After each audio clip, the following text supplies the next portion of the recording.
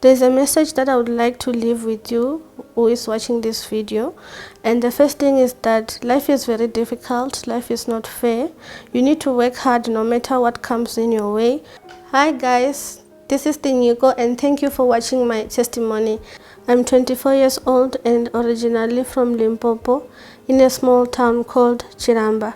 I am currently busy with my master's in social work and I am specializing in social development and policy. I was born with a disability that is called tetra congenital syndrome. I was born in a family of 6 children who are only girls, and I was born with both parents. My father's name is Tinyiko Gwambe and my mother's name is Gwambe. I lost my mother when I was 15 years old in 2011, and my mother gave birth to 6 girls and I am the last born. So my sisters' names are Shelly, Eni, Uchiro, Lufuno and Mamuraka. Some are busy working and some are not working. Before my mother passed away, we had a great night and everything was okay. And we went to bed. Then in the morning we woke up and found that she passed on. At first I didn't really experience anything because I was in a shock, but later on then realized that indeed she passed away, and it was so sad for me because my life at that point was full of uncertainties. Before my mother passed away, we were living a very stable life. And after she passed away, I faced a lot of challenges, and one of those challenges was mobility-wise and also being taken care of. One of the things that she taught me was how to type, which is a skill that is very useful to me today. After my mother passed away, life became very challenging and I had to face new challenges and had to grow up very quickly. Basically, I was just told in the family that I was born this way, but nothing much was disclosed. I was also told by the doctor that the condition simply means not having limbs. There are so many challenges that I have faced due to not having limbs. The first thing is that I cannot do basic things such as taking myself to the toilet, washing myself, and also doing laundry. Another challenge that I faced is judgment from society, because people basically judge a person based on how they look instead of the things that they are able to do. Another challenge that I've faced is that I am extremely dependent on other people because of my disability. I also have a challenge of cost, because when you are living with a disability, you face a lot of challenges in such a way that whatever that you want to do, it costs you double the amount that other people would go for. I also have the main challenge that I'm facing currently, which is securing employment and also improving my mobility. Although I have an electric wheelchair that I use, is very difficult because it requires maintenance, and once it's broken it becomes a challenge to go for maintenance when I'm not having a permanent job. Another thing that I face is I'm currently raising funds for a special vehicle because I depend on people to move around. So without the special vehicle, I cannot drive normal cars, which brings the aspect of having to pay double in whatever that I do in my life. There are worse things that I've faced in life because of not having limbs, and the first one is having to face the challenge of securing employment, because some employees only judge based on what they are seeing instead of exploring the capabilities that I have. For instance, I once applied for a job where I was rejected because I could not provide a criminal clearance certificate, since I went to the police station and I was told that I cannot get it because I do not have fingerprints. Another challenge that I faced is the judgment that I receive from society based on the appearance instead of looking at what I am very good at. For instance, there's been an incident where I was wanting to use public transport and taxis wouldn't stop for me because they would just simply judge that I'm going to take more space because of my wheelchair and also me being in the taxi. So it has been the worst things that I had to endure.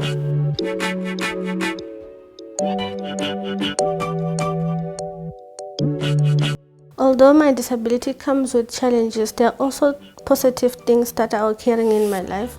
For instance, I go through a lot of challenges, and through these challenges, I use them as learning opportunities that continuously help me to grow. Secondly, people view me as a role model because of doing things that other people see it as impossible. For instance, I have the ability to drive, and I've recently acquired a driver's license.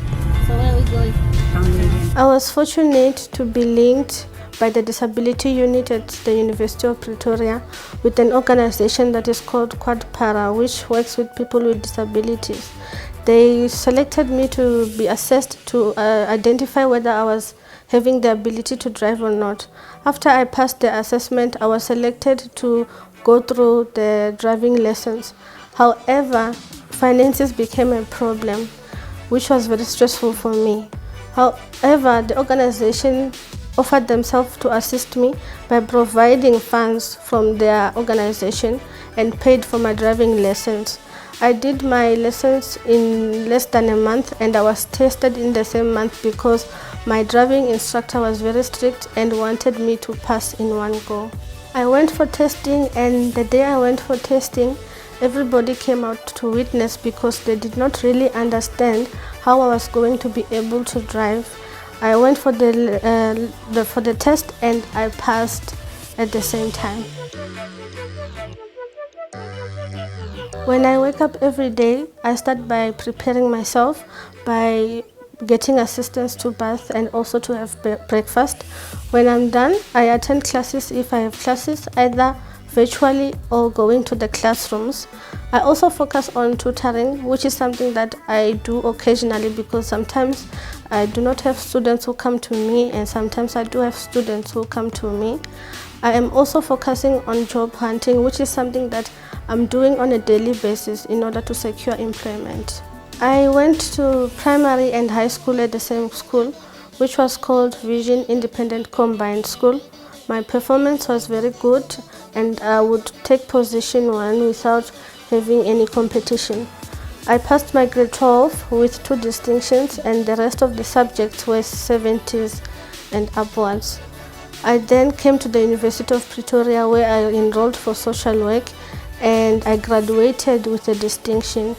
Throughout my years of studying at the University of Pretoria, I have acquired different awards, such as being the best student in the 2nd year of social work. I've also been selected to be part of Golden Key International Honor Society, which is a society that is joined by people who form part of 13% of best achievers in universities. Currently, I have been enrolled for a master's, which is a 2-year program, which is a master in social work, specializing in social development and policy. Already in my 1st semester, I have acquired a distinction in my subject, and in total, I have 23 distinctions from the time I started at the University of Pretoria. There are so many things that people do not know about me.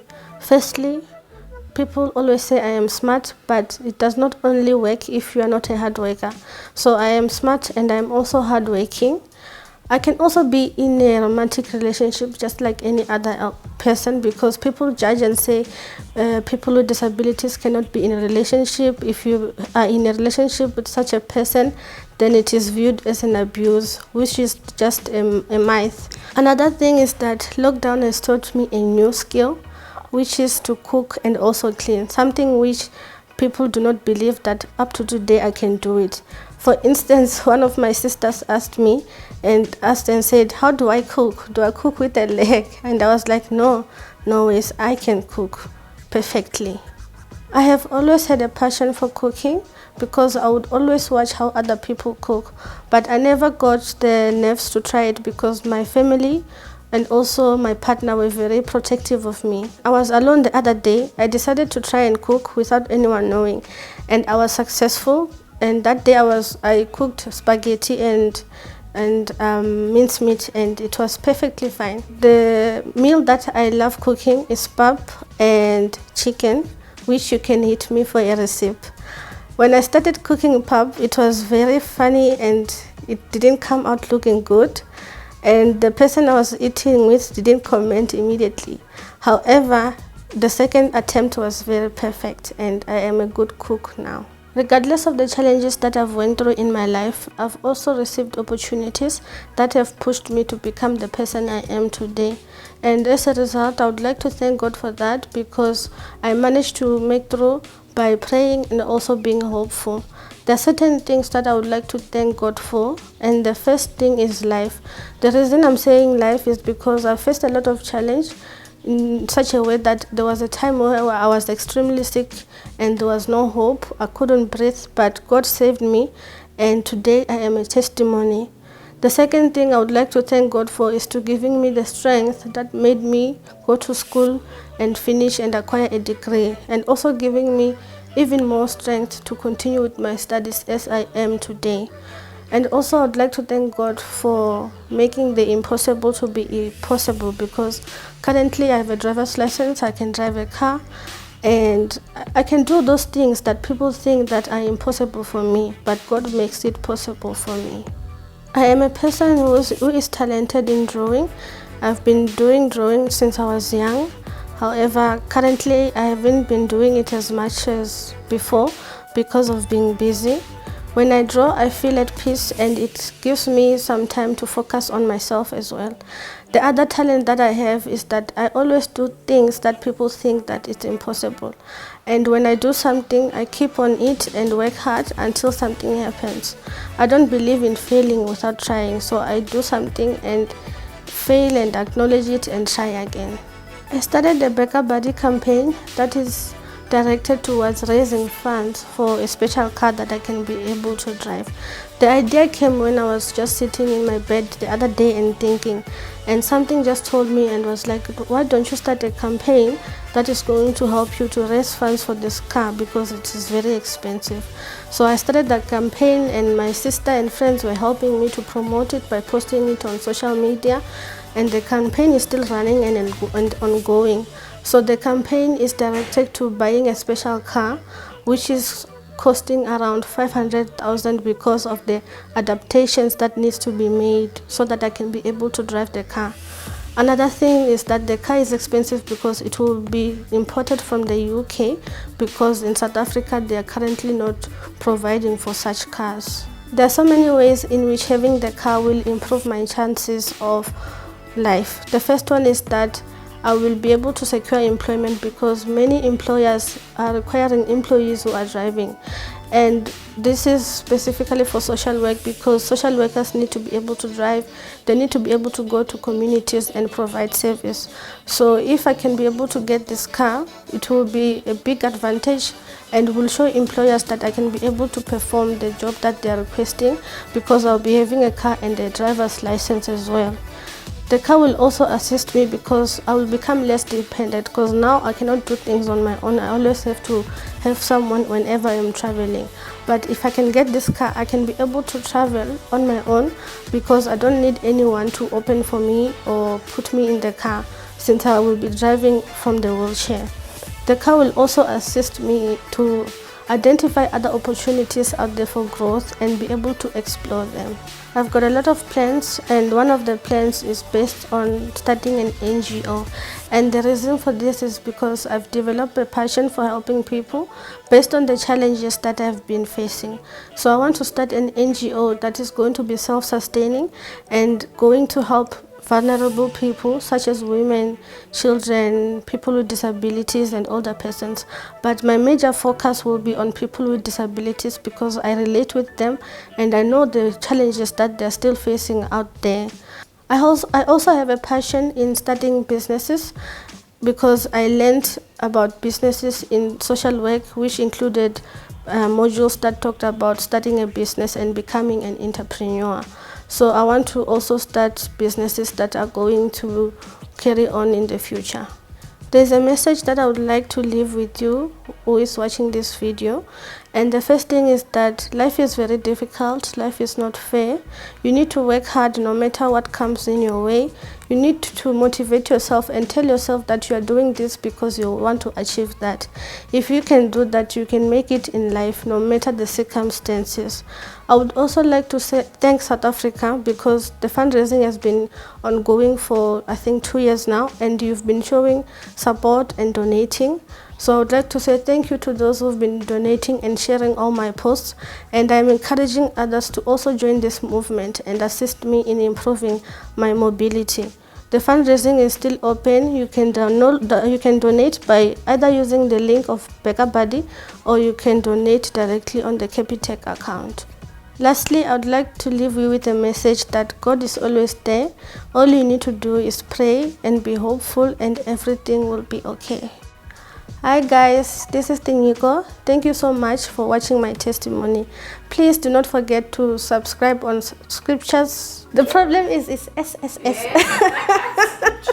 Hi guys, this is Tinyiko, and thank you for watching my testimony. Please do not forget to subscribe on Scripture Rise and watch more videos. Thank you. Bye.